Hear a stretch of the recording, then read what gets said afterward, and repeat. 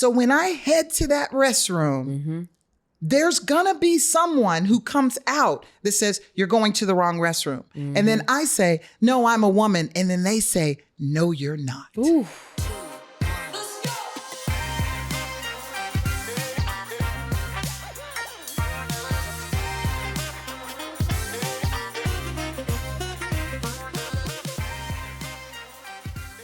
Welcome back to a new episode of Guilty Privilege. My name is Amber Cabral, and today I've had the privilege of talking to Lisa Cunningham, who is a director in digital media and public health, and my dear friend.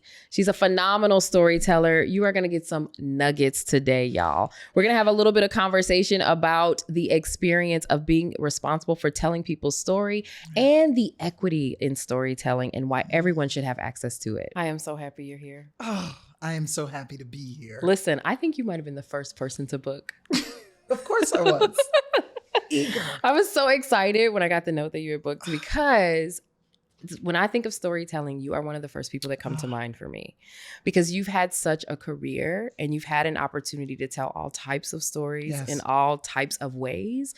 And you get all of this set stuff that the people who are listening to us talk don't see. And so I was really excited to have you on because I know you really get the intricacies of what storytelling really means, right? And so my first question that I really wanted to ask you is just, having the privilege and also the trust that people grant you to tell people's stories and all of the ways that you've done that. How has that shaped your life? It's so interesting because when I grew up, taking you back to the 90s in Atlanta, right?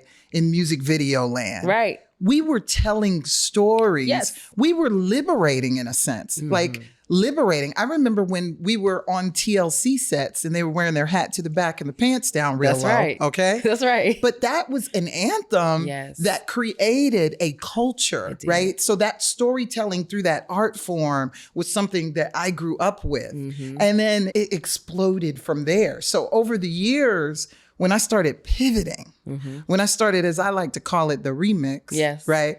When I remixed it, I said, now I want to take that portion of storytelling, but I want to do it for even a greater good. Yeah. Because there were times when I felt like I was a part of that culture of storytelling, right? That might not have been making such a good impact, right? Yeah. I mean, and so when you can do it and you can captivate people, but you're literally not only bringing awareness, but you are changing patterns of behaviors for generations to come. That was the game changer. So for me, storytelling is my lifeline. I can't even think of what I would do if I wasn't helping to tell my story, others' stories. I don't know what I would do. Yeah. So a little bit, let's share a little detail for the folks. Okay. So you and I met on a set and had a really brief encounter. And then a few years later, you reached out to me to have a conversation and we turned into a friendship from there. But specifically, you reached out because of something that I do. Can you share a little bit about what made you reach out to me and how that has informed some things that you are leaning into? What it was is that I met you and then I ended up finding you on a podcast and saw that you were masterful in the DEI space. Thank you. I mean, it's just a fact. Thank you. And it was a space that it was like the final frontier for me. Right. I was like, it's over there. I want to do this. This is what I want to do. But I said, there's only experts do that. No. You got to be an expert. No. You were the first person after I reached out to you. You literally did, I'll say the whiz. I won't say Wizard of Oz. Okay. You did the whiz on me. I love that. Right? You said, Lisa, you've already got it inside you. You've already got it inside you. And I was like, but no, I don't. I don't know all this. And this was so strange. I'm like, are you kidding me? Yeah. It blows my mind. Yeah. Because so I always remind people too, when you're talking about DEI, when you're talking about equity, which is really the core of what we're all asking for. The thing is, I need you to be in your space. Yes. Because it needs to happen there. Yes. And I don't get invited to all the spaces, whether that's a cultural matter, whether it's a, identity element, whether it's my age or any of those things. I don't get invited to all the spaces, but there are spaces that you have been to, have access to, and have an opportunity to shape and influence. And so I'm like, what do you mean? Right. You've already got it. Right. So why were you interested so much in being impactful in, let's just call it the DEI space? Yeah. Well, what I was seeing is that my unique history, right, being rooted in the entertainment industry, I said to myself, wait a minute, I've got a level of credibility, right? You know how old I am. Not everybody knows how old I am. I will tell the audience I am 53 years old, okay? Let's just get that out of the way right now. You love that black doesn't crack. Thank you. What I did is I said to myself, I want to be able to take this kind of swag that a lot of the people that are in that space don't have. That's not to discredit anybody because everybody, you just said it. We got to have people in all these different rooms, That's right? And we've got to captivate and appeal to people in all different ways. And so I knew that there was an audience that I could appeal to. That's true. And so that's why I was just like, no, I got to get in this space. I mean, I remember winning contests for speaking when I was 8 years old. Oh, wow. You have a voice now. You have quite a voice. Well, I'm talking to a person who has a voice. So we voice battle. Listen, people are going to, this is ASMR, this podcast. Here we go. So anyway, Amber. Correct. This is Guilty Pleasure. Great talking to you.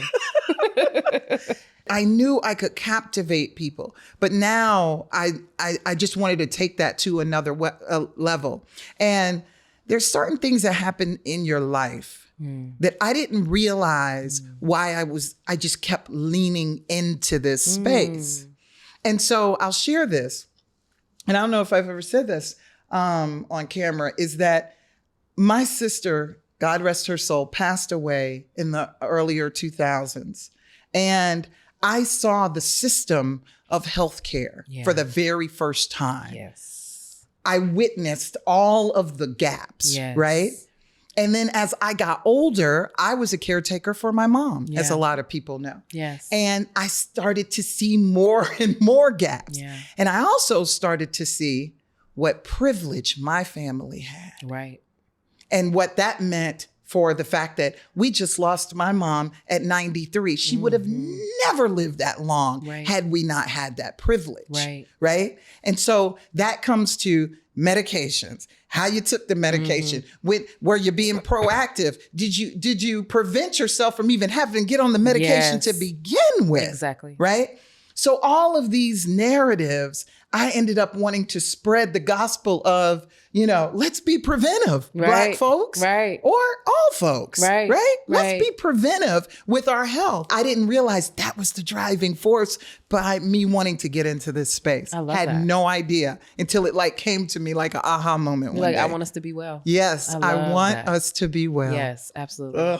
So tell me this, how, and you've alluded to it in that story, but how is storytelling important to identity? Identity and storytelling, it's very interesting because I learned so much from listening to people who are supposedly, they act like the LGBTQ community is this, it's one nice little group. Neat little bucket. Everybody's the same. All y'all have the same objectives and goals and faces and features. Yes, that's true.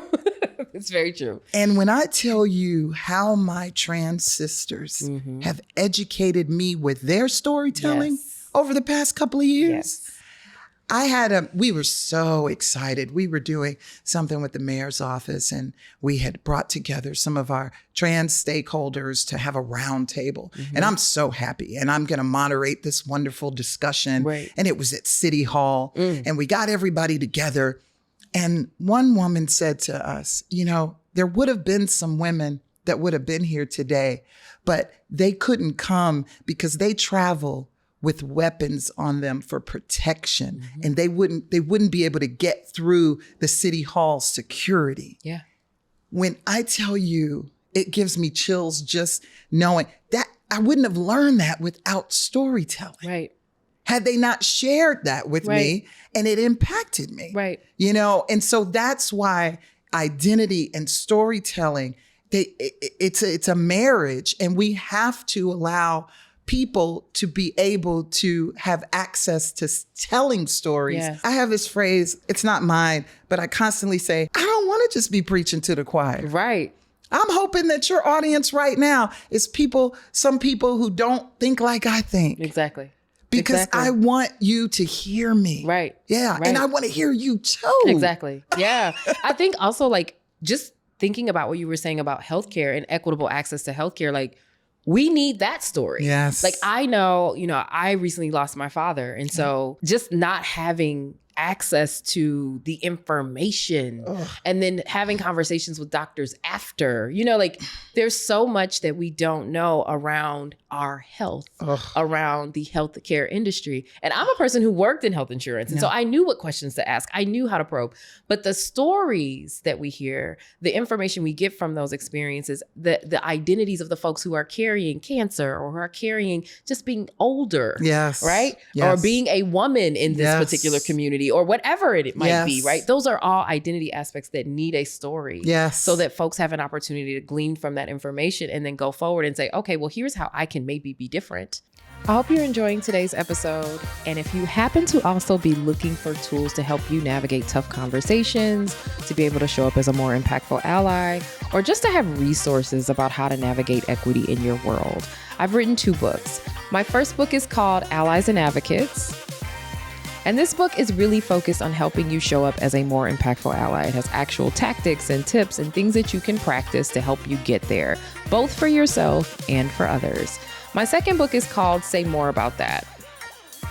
Now, Say More About That is more about helping you to speak up, to push back, to challenge, to be able to have those conversations that sometimes get a little bit difficult. And in fact, I've given you actual scripts to help you to be able to do that.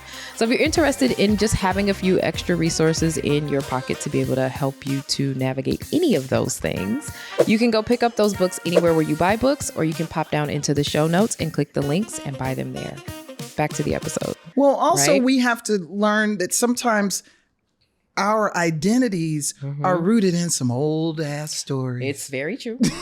It's very true. That's why we need some new stories. Like Black folks in their relationship with things like clinical trials. Oh, yes. Well, you know what they did to Henrietta, and you know what the Tuskegee. Oh, everybody gonna pull out Tuskegee. But you don't realize that Big Mama's medication doesn't work. That's right. Because none of us were in any of the research to have it. Exactly. So, and our identity matters to that. Thank you. Right. It Absolutely. matters to that. We can't get it right. We can't get it right. Unless we're willing to lean in and be a part of that story. Right. And so, I love that. This is an obvious question, but I do want to hear your thoughts about it. What are your thoughts about equitable access to storytelling? Do you think that there is equitable access to storytelling? Well, this is a little of a tricky question too. The thing about it is that I always lean on the side of hope. Yeah. So I do see the progress that has been made, but let's just keep it real. I mean, we still live in a society where certain people get to tell stories to the biggest audience. That's right. Yes. And so we've got to change that. Yeah. No matter no matter what, we've got to change it. It's funny that I remember they were saying that when Nicole Kidman and Reese Witherspoon got together to do that HBO show that I loved. I didn't see this. That was the Fires show. I forget Little Fires Everywhere. Yeah. Was that the one? Is that the one you're talking about? It had it was such a great show. It was a lot of microaggressions. It was microaggressions everywhere. Yes. But they made the show because they're just like, we want to see more women-led characters on TV shows. I love that. And so they got together and did it themselves. Why? Because they have privilege. They have the privilege. They had the privilege. And so what does that say for us? Right. But I think that we can model things like what Issa Rae did. Yes. We can model that and say, this works. She incubated that and then took it to a larger scale, and it worked for everybody. It worked for the network. Right. It's got to work for them, right? The bottom line. Right. And we're also starting to prove that our stories matter and can make money. So unfortunately, that's what it's going to take on that side. And then outside of that, though, we've got to start getting out of our silos on social media and whatnot. We've got to. We've got to seek out other stories. Yeah. I think the seeking out gets hard, especially when the climate is really contentious. Like right now, we've been in year 8 of a very contentious political climate. Yes. And so it's just really hard, I think, to go outside of that and be willing to hear someone else's perspective. But we miss so many things when we fail to do that. When I'm unwilling to just subject myself to someone else's perspective. Yeah, we do. You know, you're losing a lot. You are. Yeah. Yeah. I think it's a dangerous thing. So you gave a TED Talk, which I thoroughly admire. Oh. And you will too. It's coming. Yeah. And I appreciate that. Yeah. And what you talked about was how people were coming to Atlanta to escape discrimination and how Atlanta was creating a more equitable space. Yeah. I would love for you to talk a little bit about that. And then also maybe give some recommendations about what you think cities in general could do better to create more equitable spaces. You know, it's funny because that TEDx talk was in 2019. Still relevant, though. And that's the painful part of it. Yeah. Is that it's still relevant. It is. You know, there's this thing that it's an index that the HRC, the Human Rights Campaign, puts out every year. It's the Municipal Equality Index. And it basically tells you how cities show up, how that infrastructure is as it relates to the LGBTQ community. Do they have laws that protect? And when you look at a city like I'm from, the privilege of being in Atlanta where we always get 100%, right? Yes.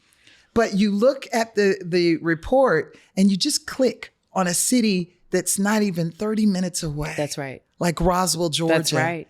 And it'll Same say state. 5%. How is that even possible? Correct. So when you have people that are saying to us, why are you constantly bringing this up? Why is this always a thing? You know, it's always a thing because we don't have equity. Yes. You can't go anywhere. You're confined to like these 3 little cities. In 29 states, you can still be denied housing. You can be denied that you just want to walk into a certain business and patronize it, and you can't. I mean, there's so many in 29 states in this country. You're not protected. So I think that part of it, in terms of being in an Atlanta, it's a lot easier than it's not, quite frankly. Right. I'll share this. One of my personal biggest pain points, and you see who I am and how I am. This is how I am all day, mostly every day. Yes. This is not an act, right? This is you. This is me. I'm a pretty happy-go-lucky person. You are, yes. When I'm out, I do this strategy thing, right? Because I immediately get anxiety if I start to feel like I have to use the restroom in public. I go, oh Lord, I drank too much water. Oh no, I come up with a strategy just to use the restroom in public. And that's because I am more masculine presenting. I'm she, her all day long. Right. Was born that. Right. But I present a different way. Right. So when I head to that restroom, there's gonna be someone who comes out that says, you're going to the wrong restroom. And then I say, no, I'm a woman. And then they say, no, you're not. Ooh. Yeah. That's the story. That's it.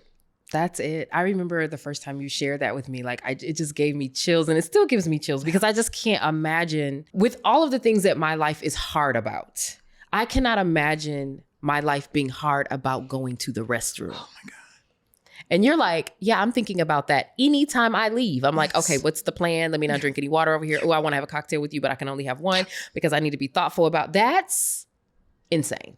And my partner is like, be defiant, walk in there confidently. Right. I'm like, you know, it's microaggressive. It keeps happening. It does. Yeah.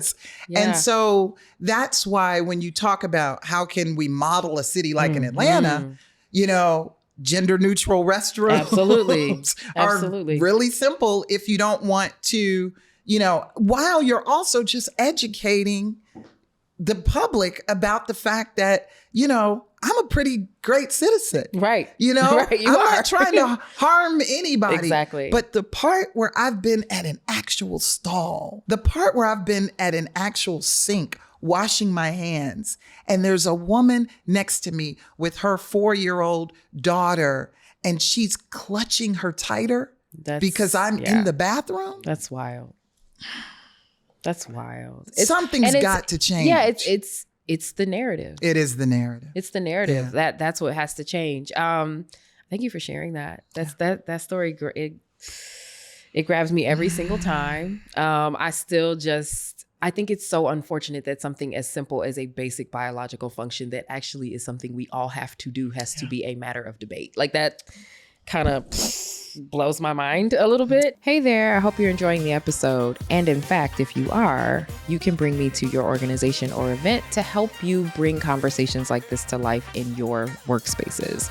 This is something I do for a living. I do coaching, I do training, I do executive consulting, whatever it is that you might need as it relates to trying to figure out how to activate allyship or equity in your space. It's probably something I can support. So if you're interested in how we can work together, you can reach out to me at cabralco.com or pop down into the show notes and click the link, book a discovery call, and we will chat with you soon.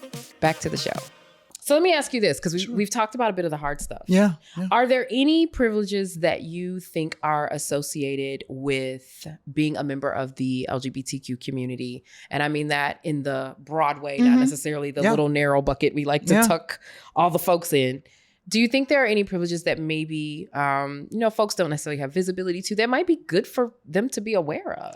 Yeah, I mean, I think in this country, we pick and choose what's hot, right? That's true.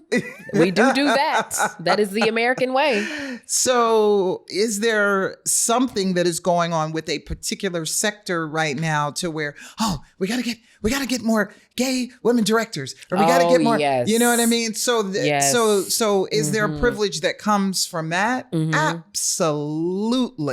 The calls that I get are always, we got to have Lisa in the room. We got to have, or if not Lisa, another Lisa in the room. Right. Got to be there. Right. And so what that does though, is that at least, I remember I heard something once where Martin Luther King's father, they had invited him to have the choir come sing at the Gone with the Wind, party and everything. And they said, but they're not even allowing us to be properly there to begin with.